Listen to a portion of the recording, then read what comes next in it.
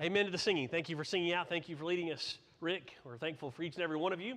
We do echo Don's thoughts and some of Roger's thoughts from the Lord's Supper. Happy Mother's Day to our mothers here today. We're thankful for you, mothers who may be watching at home, streaming online. We're thankful for you. Grateful for all the godly influence that mothers throughout the years and decades have had here at Parish and throughout the county and the community. Please know that we are forever grateful and indebted to you and for you.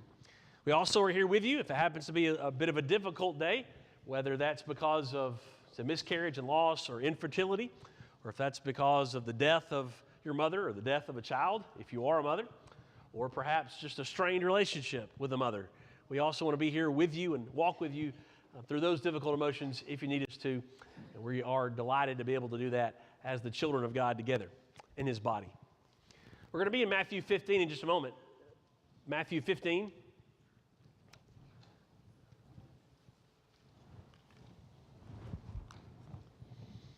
Vela Levy was swimming and paddleboarding / surfing with her 15-year-old daughter about 2012 off the coast of New Smyrna Beach in Florida when her daughter was pulled off of her board.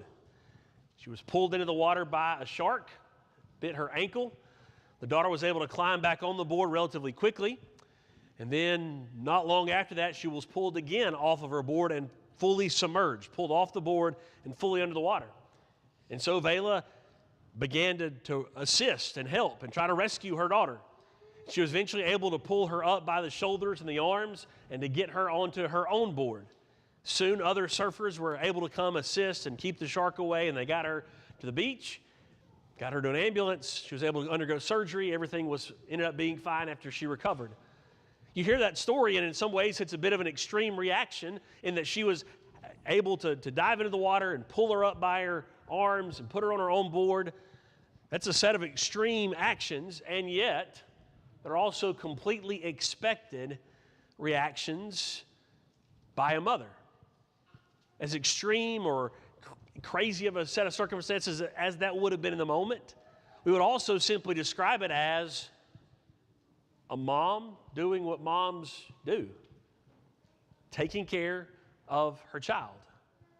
And as we think about that simple phrase, what we want to notice in Matthew 15 is that Jesus is going to show how a mom doing what moms do illustrates the nature of true faith. He's going to praise a mother for doing what any mother would do in that given situation. We want to tie it to our theme from Colossians chapter 1, beginning of verse 9, the prayer that Paul prays. It's there that he says, we ask that you may be filled with the knowledge of His will and all spiritual wisdom and understanding, so as to walk in a manner that's worthy of the Lord and fully pleasing to Him, filled with the knowledge of His will. But remember, one of those four pillars that describes that walk is the one we're emphasizing right now, which is increasing in the knowledge of God. So the idea is, be full of the knowledge of God in your heart right now and today, and then keep increasing in your knowledge of God. And what that reminds us of is that we need the true knowledge that comes from God, but we also must have a receptive and honest heart. When we dive into Matthew 15, you'll notice it's in the context of some rebukes and even corrections of the Pharisees and scribes and the disciples. This story with this mother in Matthew 15 is also recorded in Mark 6. And in both instances, it's recorded in the same exact series of events. It's intended to show us that she has the type of faith that God praises and that God is looking for, whereas the opponents had a twisted heart, a twisted faith, and the disciples were still struggling and working their way through it. So look just quickly at Matthew 15 and verse 8 as he rebukes, even kind of blisters the scribes and Pharisees. Matthew 15 verse 8, this people honors me with their lips, but their heart is far from me. See, the scribes and the Pharisees would go about talking about God, and yet their heart was far from them. They had access to truth in Jesus. They had access to truth in the Old Testament, and yet their heart was far from God. Well, when they get separated from the scribes and Pharisees, Peter's going to ask Jesus, hey, what did you mean when you said that that what we take in and eat doesn't really defile us, but rather what comes out.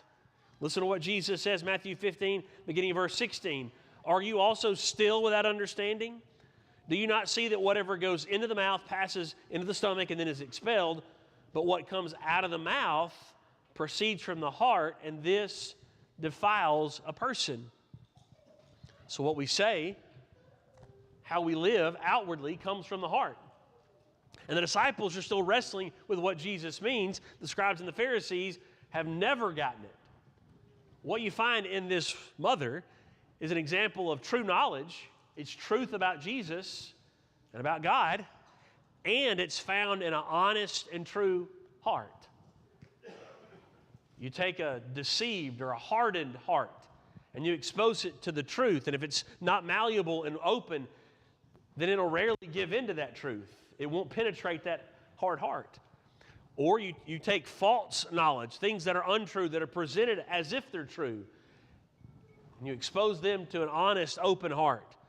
That open heart can become deceived because it's being influenced by that which is false. This mother, not even told her name, is an example of someone who knows the truth and has received it in a heart that's open and humble, and she keeps on learning even in the course of this interaction with Jesus. Let's begin reading verse 21 of Matthew 15. Jesus went away from there and withdrew to the district of Tyre and Sidon. Those are important just for the fact of telling us this is more Gentile-controlled area. Verse 22, behold, a Canaanite woman from that region came out and was crying, have mercy on me, O Lord, Son of David. My daughter is severely oppressed by a demon. A couple of observations quickly from that part of the text. They're in a Gentile-controlled area, and the text of Matthew calls her a Canaanite woman. Now he's moving to get away from the crowds of the Jews. The Jewish leaders, Pharisees and scribes are coming down against him more and more. So he's moving to get away from them, but he's still having to deal with Gentile crowds. He's trying to serve them, and they follow him around. But the text calls her a Canaanite woman. And Mark's account, Mark 7, calls her a Syrophoenician woman. Only reason that's important is this is already showing us that she's not the target audience of Jesus and his ministry, and there would have almost certainly been some residual effects of this Jew-Gentile dynamic and really the history of this dynamic of this part of the world. You may remember that Joshua, when he leads the children of Israel into the land, was supposed to have wiped out all of the peoples of that area. The Israelites were under Joshua's lead, and yet they left some of them remaining. That's where you have the Canaanites. And so they weren't probably going around thinking this directly, but it also wasn't all that far beneath the surface that, hey, centuries ago, our people were supposed to have wiped out your people. There is a big gap between how God treats us as Jews and how God treats y'all as Canaanites or as Gentiles. Well, Jesus moves into these areas, and this woman who is called a Canaanite woman comes and finds him. Why does she find him? Because her daughter is being controlled by a demon. So that introduces this idea of demon possession for us to address quickly. A lot of questions that we have about demon possession that we wish we had answers to, we just don't know. But we do know that it was temporary, that they would inhabit people and control people. It was for the time of Jesus and the time of the early church, the first century church, for a few decades. For the most part, the best way to describe it is that it was a physical manifestation, physical symptoms of an ongoing spiritual battle, spiritual reality. That the devil/demons were trying to use this possession as a way to terrify people, to cause people to turn against God, to make their lives miserable. And so Jesus often used these possessions as ways to show the power of God and the compassion of God. And what I hope we can understand, at least from this story, is just how the devil and those under his control, these demons, they didn't discriminate at all. Here they are oppressing, inhabiting a young child, a young girl. They didn't care that she was young. They didn't care that she was vulnerable. They're taking advantage of her. You see other places in the New Testament where they would inhabit children, would toss them into the fire and try to kill them, and they would foam at the mouth and convulse, treated them terribly. So when Jesus offers to free us from oppression, it's a beautiful picture of what he releases us from. The terror of sin, the terror of the influence of Satan. He promises to free us from that. Let's keep reading in the text. Verse number 23. But Jesus did not answer her a word. His disciples came and begged him, saying, "Send her away, for she is crying out after us." He answered, "I was sent only to the lost sheep of the house of Israel." But she came and knelt before him, saying, "Lord, help me." And he answered, "It is not right to take the children's bread and throw it to the dogs." And she said, "Yes, Lord, yet even the dogs eat the crumbs that fall from their master's table." Then Jesus answered her, "O woman, great is your faith. Be it done for you as you desire." And her daughter was healed instantly. What we learn from this mother, who clearly had a knowledge of God and who is praised by Jesus at the end of this for great faith. Number one, she knew where to take her child. She brings her child to Jesus because the daughter is severely oppressed by the demon. I find it interesting to just think about as a parent, when our children, especially when they are young, when they begin to get sick or they have an injury, oftentimes before we decide to act, we go through a series of questions and we're trying to figure out, what am I supposed to do? Do I need to carry this? Do I need to carry him or her to an urgent care or to the ER? Or do I need to call the pediatrician? How severe is this and where do I go? I'm a little confused and anxious about where to take my child. Do I need to wait a little longer to see if it gets worse? Am I overreacting? Have I waited too long? I need to go now. We have all these questions because of our concern. And yet, in contrast to that, she knows clearly where she needs to take her child, and that's directly to Jesus. This is emphasized by how she addresses Jesus. Not only does she beg for mercy from him, but she calls him Lord, which is a little interesting in light of her being a Gentile. And then she calls him Son of David. That is especially interesting and insightful with her being a Gentile, because that's a Jewish term and it reflects how he is the chosen Messiah. So she, as a Gentile who wasn't raised to anticipate the Messiah, has still come to a knowledge of understanding Jesus has been promised to come as the special deliverer for God. And so she sees her daughter helpless and needing relief, needing delivered. And she comes and she says, "Have mercy on me and deliver my daughter." All the confusion that we would have in a tense situation, she doesn't seem to have, other than she needs Jesus. She wants Jesus to be able to help her daughter. Also notice that she has a very humble approach. Have mercy on me. Not only calling him Lord, but also asking for mercy. As it escalates, she's going to say, "Lord, help me." She kneels before him. Verse 25. What's interesting is most translations will say she knelt before him.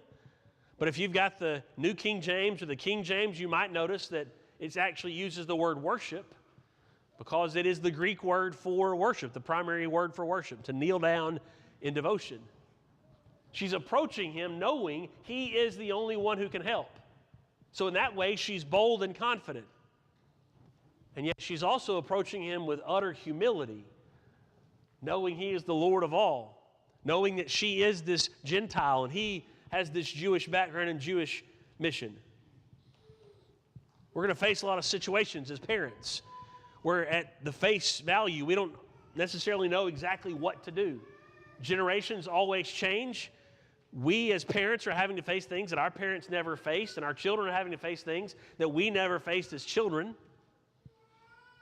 And those cycles are speeding up faster than ever before because of the increase in technology. But we can have incredible clarity learning from this mother that it will always start with carrying our children to Jesus first. Decisions that we make about technology or friends or influences or their future or helping them with their career, all are important and must be addressed, but only when we begin with truly bringing them to Jesus will we be able to be blessed by Jesus.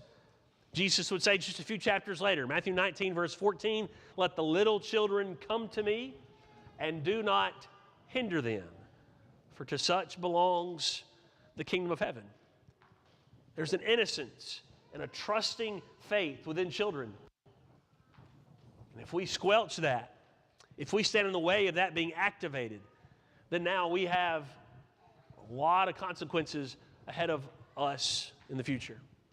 The Proverbs 31 woman, the mother, the wife of that text, you'll notice all that she does is from God and for God. It's all a spiritual pursuit. She looks well to the ways of her household.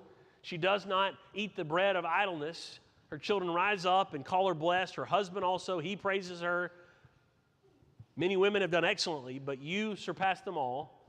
The final takeaway, charm is deceitful, beauty is vain, but a woman who fears the Lord is to be praised. Think of how quick it is in our culture to praise moms or to praise women who seem to have a charming personality or who have an outward beauty that surpasses all. And if the Proverbs writer shows us and reminds us the woman who fears the Lord and lets all of that fear drive her industry and her service is the woman who is to be praised. We don't know the personality, the charm of the mother in Matthew 15. We don't know her appearance or her beauty or her clothing, but we do know that she fears the Lord and she knows that only Jesus can help her daughter.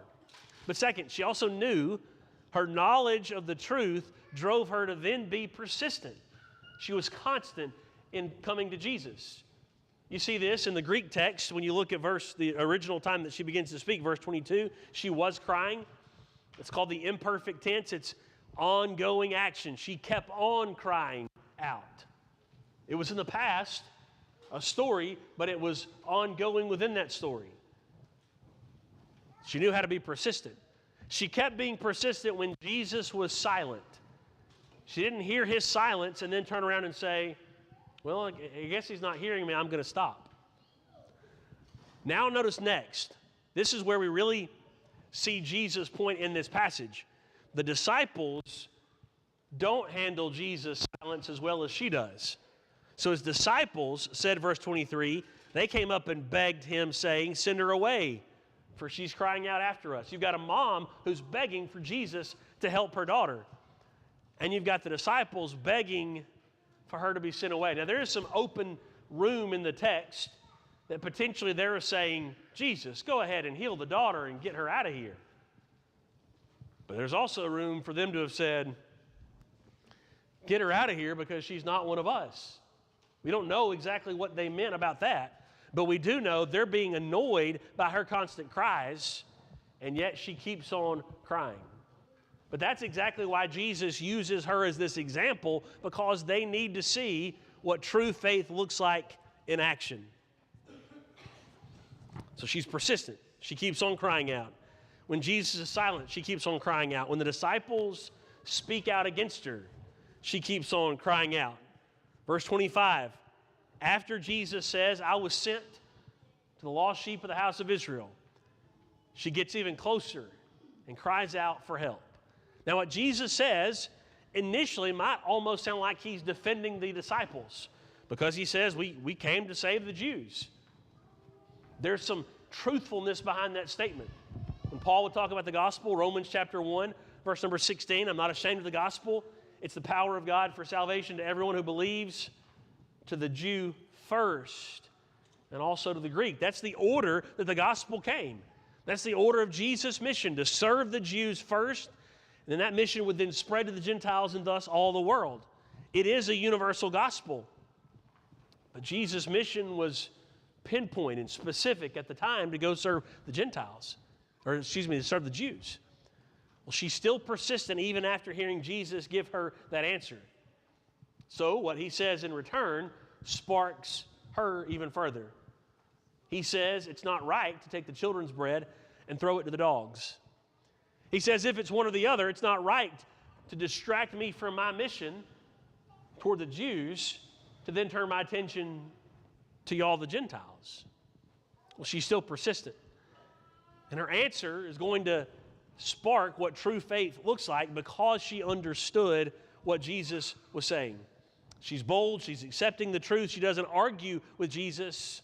She actually understands what Jesus is saying, which sets her up then to have this brilliant answer to follow. So she's going to leave, number 3, knowing that increasing knowledge deepens our trust. She hears Jesus' statement.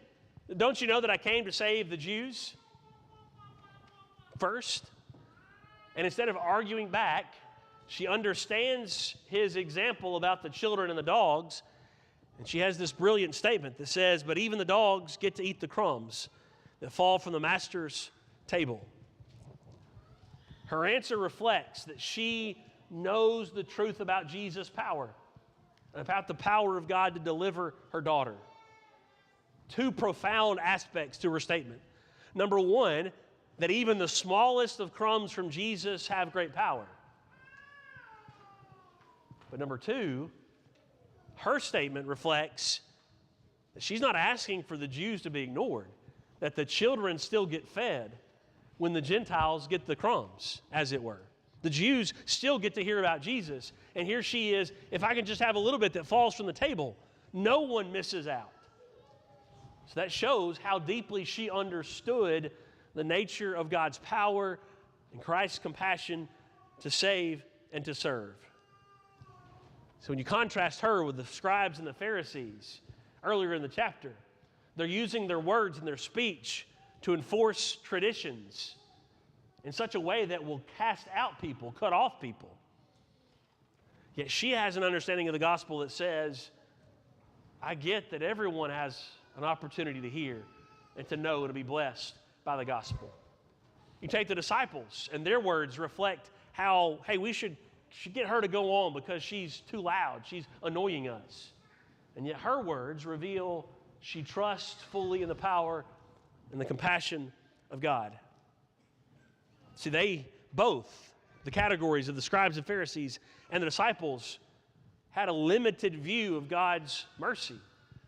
But she understood that it was available for all who would come and who would seek him.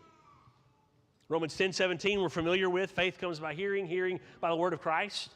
That's about the Jews collectively as a nation, as a people. They had not developed faith because they had not fully heard it, an honest heart, as we mentioned in our opening. Faith comes, trust comes when we have an honest, open heart that's influenced and filled with truth. You see her living this out because she's a Gentile, she's an outsider, she's a woman. It would have been embarrassing to have this daughter who's possessed by a demon. There's no indication that demons possessed people in sinful situations, but that certainly would have been a common judgment that people would have made. Well, you made yourself available to this by fill in the blank. So plenty of reasons for her to have been turned away or to be embarrassed, and yet she boldly finds help by approaching Jesus and then has this interaction with him that he can then use to show the disciples this is what faith truly looks like. And for us, especially as parents, as moms and dads, we find ourselves increasing our trust by increasing our knowledge of the will of God. It's a temptation for us to hang our faith on our experiences. Well, I tried this time and it didn't go the way that I planned, or I tried it this way that time and it didn't go the way that I planned. And we hang our faith on us and our outcomes and our experiences instead of on deepening our trust in the knowledge of God. She deepened her knowledge, followed true knowledge, and was blessed by Jesus as an example of true faith. Proverbs 29, verse 25. The fear of man lays a snare, but whoever trusts in the Lord is safe. If we parent and if we try to train our children in light of impressing the people all around us, in the world around us, the community around us, online. You should do this, you should do that. That's the fear of man. And it's only laying a snare that says you'll create confused children. You'll create children who look good online, but are confused, are lonely. But yet, when we trust the Lord in how we parent, we trust the Lord and we find true safety and deliverance. I find it interesting that we don't really know what happens to this woman and to her daughter. We don't know her name. She's called a Canaanite woman on one hand and Syrophoenician woman on the other account in Mark. We don't know what became of them. We have to imagine, surely, that her devotion was strong in the days and the years moving forward. But that's also a beautiful reminder about parenting. We don't always see the headlines and the outcomes, but we do see the blessing that comes from daily trusting in the Lord and allowing our children to see us trusting in the Lord because of the knowledge He gives.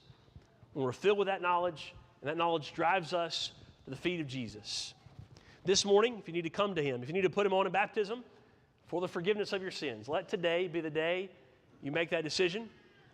If you need to return to Him and repent, make a public statement of some variety, we'd love to help you with that, love to pray with you. If you have any other burden that you're shouldering, you need the church's assistance with, please know that we're here to help you with that as well. If we can be of any assistance, would you come as we sing together?